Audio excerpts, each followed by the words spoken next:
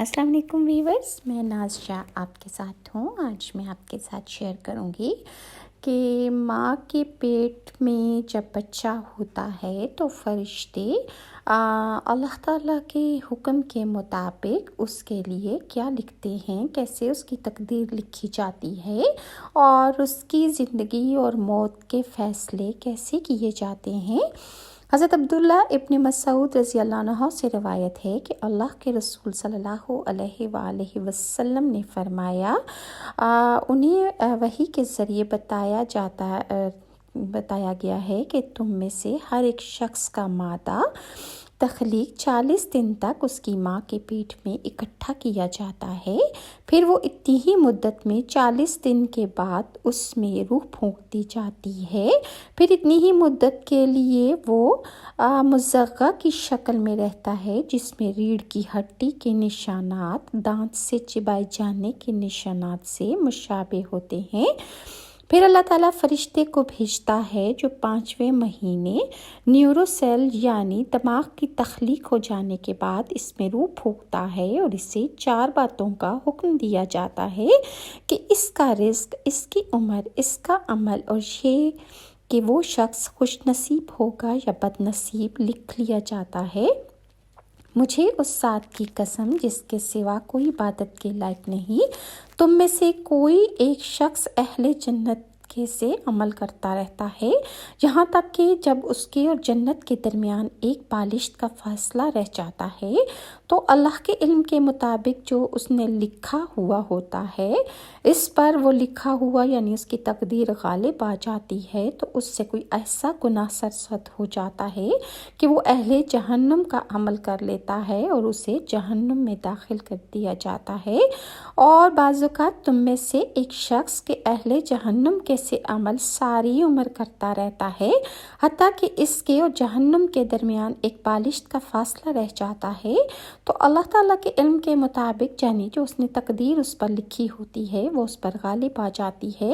اور وہ اہل جنت کا عمل کر لیتا ہے اور اس کے بعد جنت اس پر واجب ہو جاتی ہے۔ سورہ رعد میں اللہ تعالیٰ کا ارشاد ہے کہ خدا ہی اس بچے سے واقف ہے جو عورت کے پیٹ میں ہوتا ہے اور پیٹ کے سکڑنے اور بڑھنے سے بھی واقف ہے اور ہر چیز اس کے ہاں ایک اندازہ مقرر ہے۔ اللہ کے علم سے کوئی چیز پوشیدہ نہیں، تمام جاندار مادہ حیوان ہو یا انسان، ان کے پیٹ کے بچوں کا، ان کے حمل کا اللہ کو علم ہے کہ پیٹ میں کیا ہے۔ اسے اللہ بخوبی جانتا ہے کہ مرد ہے یا عورت ہے، وہ اچھا ہے یا برا ہے، وہ نیک ہوگا یا بد ہوگا، اس کی عمر زیادہ ہوگی یا تھوڑی ہوگی۔ یہ تمام چیزیں کہ زمین سے جو کچھ پیدا کیا جائے گا اور جو کچھ ماں کے پیٹوں میں چھپا ہوا ہوتا ہے ان سب سے اللہ تعالیٰ بخوبی واقف ہوتا ہے۔ سورہ زمر میں اللہ تعالیٰ کا ارشاد ہے کہ وہ تمہیں تمہاری ماں کے پیٹ میں پیدا کرتا ہے،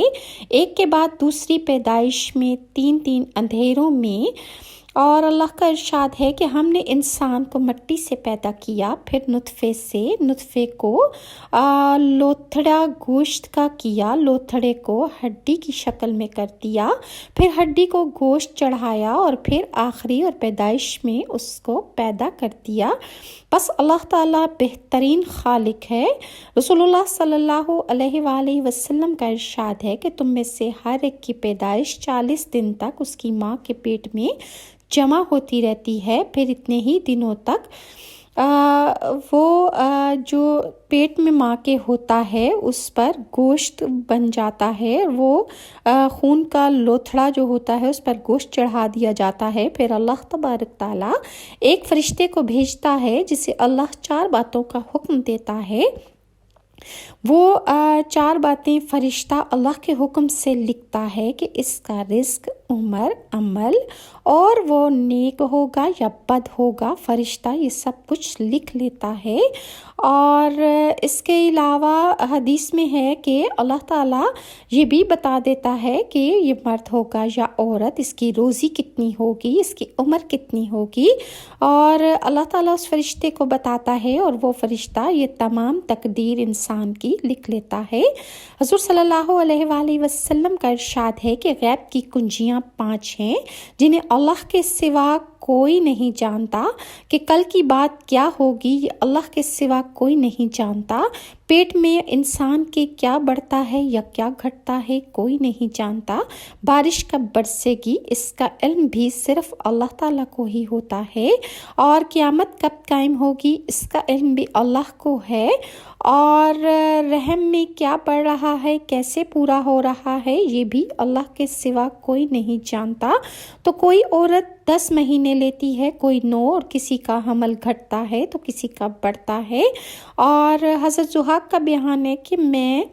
2 سال ماں کے پیٹ میں رہا، اور جب میں پیدا ہوا تو میرے اگلے 2 دانت بھی نکل آئے تھے۔ حضرت عائشہ کا فرمان ہے کہ حمل کی انتہائی مدت 2 سال کی ہوتی ہے۔ کمی سے مراد کے بعض کے نزدیک ایام حمل میں خون کا آنا، اور زیادتی سے مراد 9 ماہ سے زیادہ حمل کا ٹھہرا رہنا ہوتا ہے۔ حضرت مکحول ارشاد فرماتے ہیں کہ بچہ اپنی ماں کے پیٹ میں بالکل بے غم بے کٹ کے اور بالکل آرام سے ہوتا ہے۔ اس کی ماں کے حیض کا خون اس کی غذا ہوتا ہے، جو بے طلب آرام اسے پہنچتا رہتا ہے، بغیر محنت کے اسے اللہ تعالیٰ ان تاریک اندھیروں میں بھی اس کا رزق جو ہے وہ اسے پہنچاتا رہتا ہے۔ یہی وجہ ہے کہ ماں کو ان دنوں حیض نہیں آتا، اور پھر جب بچہ پیدا ہوتا ہے تو زمین پر آتے ہی وہ رونا اور چلانا شروع کر دیتا ہے۔ اس انجان جگہ سے اسے وحشت ہوتی ہے، اور جب اس کی نال کٹ جاتی ہے تو اللہ تعالیٰ اس کی روزی ماں کے سینے میں پہنچا دیتا ہے، اور اب بھی بے طلب بے جستجو بے رنج و غم بے فکری کے ساتھ اللہ تعالیٰ اس کی روزی کا نظام جاری و ساری کر دیتا ہے، اور ماں کے دودھ سے اسے روزی ملتی رہتی ہے۔ پھر جب وہ ذرا بڑا ہوتا ہے اور اپنے ہاتھوں سے کھانے پینے لگتا ہے، لیکن بالغ ہوتے ہی جب اسے روزی کے لیے وہ ہائے ہائے کرنے لگتا ہے، موت اور قتل تک سے روزی حاصل کرنے پر بھی وہ افسوس نہیں کرتا، تو افسوس ہے اے ابن آدم تجھ پر، حیرت ہے جس نے تجھے تیری ماں کے پیٹ میں روزی دی،